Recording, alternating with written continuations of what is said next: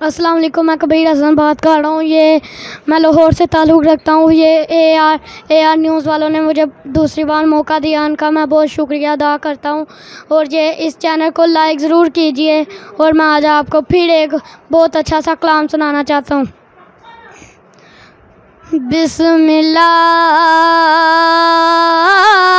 بسم اللہ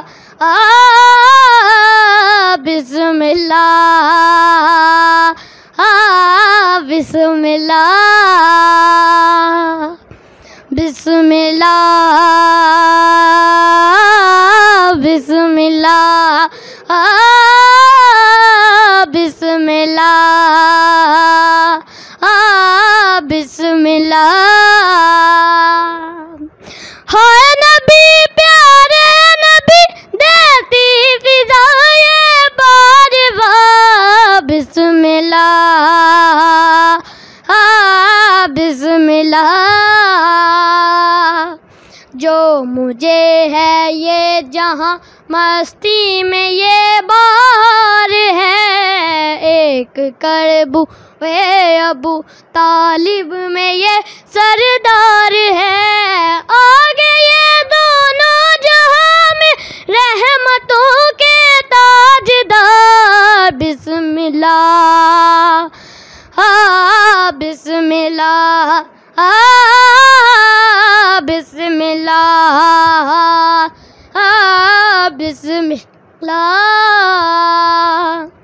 عرش کو ایسے سجاؤ، فرش کو ایسے سجاؤ، خود ہی آؤ میرے محبوب کے نغمے سناؤ. مرحبا صد مرحبا